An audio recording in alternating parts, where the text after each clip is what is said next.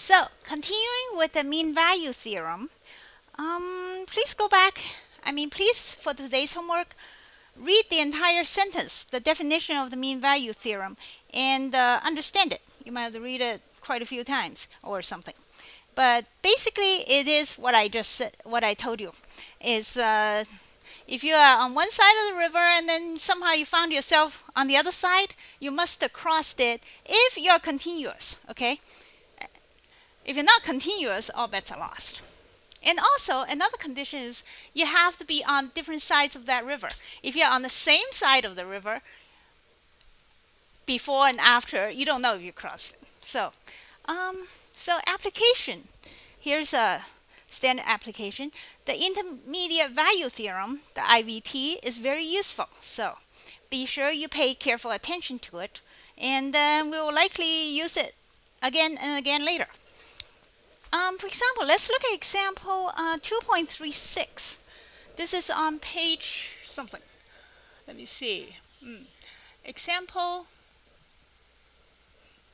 2.36. This marker is nothing to brag about. Maybe I should get a different one. Anyway, example 2.36, page 189.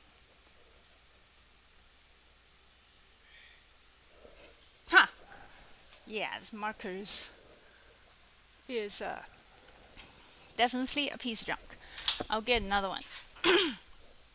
I'm still trying to find out which marker is the best. So this one is not the brand name, but it's easier to erase. However, it doesn't work that well, so who cares how good it is at erasing. I might have to stick with the brand name eraser. The brand name marker, and then just figure out how to erase it. Anyway, example 2.36, we have some function, all right, equals to x minus cosine x. This is a new one, and this doesn't seem much better. And the problem is, does it have a zero? What's a zero? In other words, does this function equal to 0 at some point? Well, the answer is yes, because when x is 0, when x is 0, it doesn't equal to 0 because it's a cosine. But it's probably, the answer is yes, because you need to find something. That is, 0 is your river in the intermediate value theorem. So we'll try the IVT. The IVT, so your river is called 0. Why is this marker so sad? Anyway, so your river is called 0. To know that if this function has a 0, you just have to randomly look and find something that's below 0 and above 0. If the function is below 0 at some point and above 0 at a different point, then you know it's 0 at some point by the intermediate value theorem. So how are you going to find that? Let's pop some numbers in and hope for the best. First number you try, 0. Let's try. What happens when x is 0? When x is 0, f of x equal to 0, cosine 0 is 1, so that's equal to minus 1. Okay, so here's x equal to 0 is on this side of the river, is minus 1.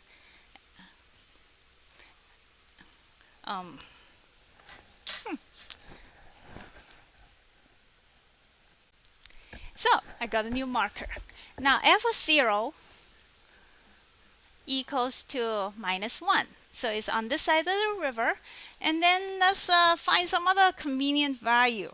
Well, for cosine, let's choose 9, being that we're looking at cosine, let's choose pi over 2, because cosine of pi over 2 is 90 degrees, which is 0, right? So which is very convenient. So what is f of pi over 2? Hopefully it's on the other side of the river. Cosine of pi over 2 is 0, and then pi over 2 minus 0 is just pi over 2, which is is a positive number.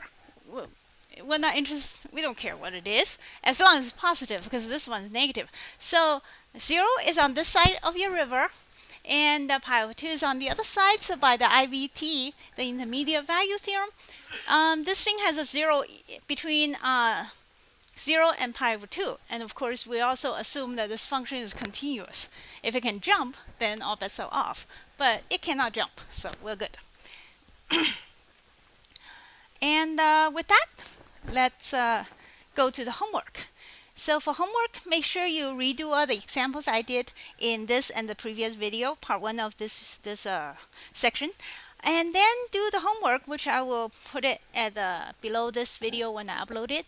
But the homework I would like you to do is number 132, 36, 140, 44, 48, 52, 56, 61, 67, and 75. About 10 or so problems. I don't think any of them is particularly challenging, but it's a good thing to go over it and practice the IVT a little bit. So, and okay, so please go do the homework, and then and pause this until when you're done. Then come back and I'll talk about a couple of the problems.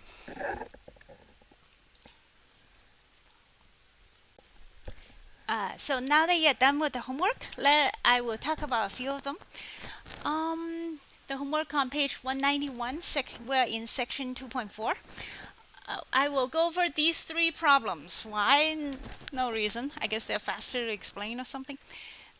I have a tendency to avoid grunt work. So let's look at problem number 140, which says, write down the problem here, which says, okay, h of theta equals to sine theta minus cosine theta divided by tangent theta and we are focusing at the point where theta equals pi. So so what about it? What happens when theta equals pi? Tangent of pi is 0, okay? Tangent is opposite divided by adjacent in the triangle. Okay, so here's your theta. Tangent is opposite divided by adjacent. So when theta is pi, that means it collapses. The tangent is 0. Then, so you're dividing by 0. So so what are we supposed to do? We're trying to figure out if it's continuous. No, it's not. You cannot divide by 0. So therefore, the answer is no. But to see a little clearly, let's plot this graph into the decimal graphics calculator on the computer, which is absolutely beautiful. So I have it plotted here. You can go ahead and type that in. Give me a second. Where is it? Okay, I found it. I have it plotted on my computer down here. And around pi, here's what it looks like. And by the way, when you type it into the decimal thing, you say, how do you type in theta? You don't. You type in x, okay? You just call it x. X is as good as theta, you know. I mean, when it comes to math, a rose by another name is just as sweet, period. So if you type in x, crank this in now, and the decimal will come out with something that look like this. I will copy it down. This is pi. Pi is 3.14, so it's somewhere here. And then it goes down to infinity here, and then it goes up to infinity there, and so on and so forth. The point is, it broke, right? And this is what does the book call it? The infinite discontinuity? I don't care. It just, it broke. You're dividing by 0. It's not defined. So one side crosses the bottom, the other side crosses the top, as it usually is. But sometimes it could be that both sides cross to the top or both go to the bottom. It depends on the situation. Anyway, the point is it's not continuous. And the story. Next. The next problem we need to do is 156. So let's find 156. What does it say?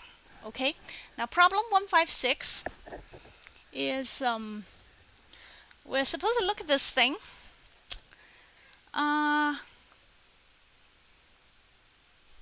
They ask you, okay, let's write down the problem. F of x equals to rational function.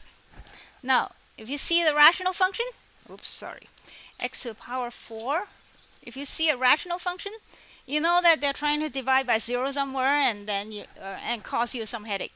So and you have to think about it. So x squared minus 1. All right, so there's a rational function, and what do they want you to think about? When the denominator is 0, which is when x is 1 or negative 1, squared becomes 0. So that's all we care about. The rest of the graph is continuous, so we don't care. So this function is defined when x is not minus 1 or 1. Well, because 1 is minus or 1, you can't define it. The thing is, dividing by 0, which is not possible to do. So, however, they want you to sketch this thing. Now, before you sketch this thing, take a look at it. What is this thing? It has fourth power and then the second power. And that might remind you of this particular lovely formula that we've been using constantly. That's called the difference of squares. What is this thing? Okay, b squared equal to the plus and minus thing. A plus b, a minus b. All right, yeah, where in this case, b is 1, but a is x squared. So a squared is x fourth. So this thing, if when x is not 1, sorry, why there's so many minuses. When x is not 1 or minus 1, this thing can be canceled out. So you cancel it out. So this equal to, following this awesome formula, make sure this is in your cheat sheet so you see it every day, because you see a lot. So far we've been using it every day, it seems like. So you're following this thing with a being x squared. Okay, so that equals to, you factor this thing out, and x squared into the plus and the minus version. This is just the top. And then divide by the bottom, minus 1. And at this point, when x is not minus 1 or 1, you can do the cancellation. So let's cancel it. So that's the same. So f of x is the same as x squared plus 1, which is just a simple quadratic graph equation, something. So when that happens, when f of x is just x squared plus 1, then you can draw the graph fairly easily. You know what x squared looks like. X squared is just the parabola. When it plus 1, you have, when x is 0, y is 1. So everything got lifted up, a little bit, like that. So except that this function is not defined as minus 1 or 1. So there are two spots, there are holes. This thing has holes. It simply is not defined. That is, this function is identical to x squared plus 1, except it's got two holes. And so then the question is, what happens if you define the value? Can you make it continuous? The answer is yes. Being that f x squared plus 1 is continuous, you simply define f of negative 1 to be whatever this is at negative 1, which happens to be 2. And then the same thing here. You define f of 1 as this, which is also 2. Then this whole function will be continuous because you filled out the hole. So the answer is, it will be continuous if defining by f negative 1, 1's negative 1 squared plus 1 is 2, and also f of 1 is also defined as 2. And at that point, then you can then this function will be continuous. And that's about it. Next, problem 161. Oops. All right, so 161, they want you to figure out what this thing is. Right, let's get rid of this for now. Should we get rid of it? Just remember this, okay? I need to memorize the difference of squares thing because it's very convenient. Anyway, so problem 161, which you have this function f of t equals to 2 over e to the power t minus e to the power minus t. Is this thing continuous? Well, it's a everywhere. Is there anywhere that it isn't continuous? Well, it is a fraction. So as all fractions, you are worried about the denominator equal to 0. will the denominator ever equal to 0? Who knows? Maybe. So, well, yeah, if, for example, if e of t equals to e of negative t, then the denominator would be 0, right? So you try. So let's see if we can get the denominator to be 0. If we can, that's the point or points that this function won't be defined, let alone continuous. Okay, to be continuous, first you got to be defined. So let's solve for e to the power t minus e to the power minus t equal to 0. What happens? Then, being that it's e, you got to pull out your logarithm rules. If you can't remember it, review it. Go back and take a quick look at that stuff. E of t will be equal to e to the power minus t, and then that's let's see, right? And then you have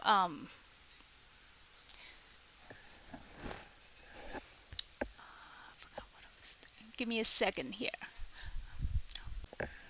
So would this equal to what, 1 over e of to the power t? Okay, so then you get it over there. E to the 2t equals to 1. What power? E is some number. Any what a number, any number to what power equals to 1? There's only one number. That means 2t equal to 0. Stuff to the power 0 equals to 1 is one of the exponential rules. If you don't remember that, just review. So then this function is not defined at t equal to 0. So when t equals to 0, this function is not, t cannot be 0, because when t is 0, the function is not defined.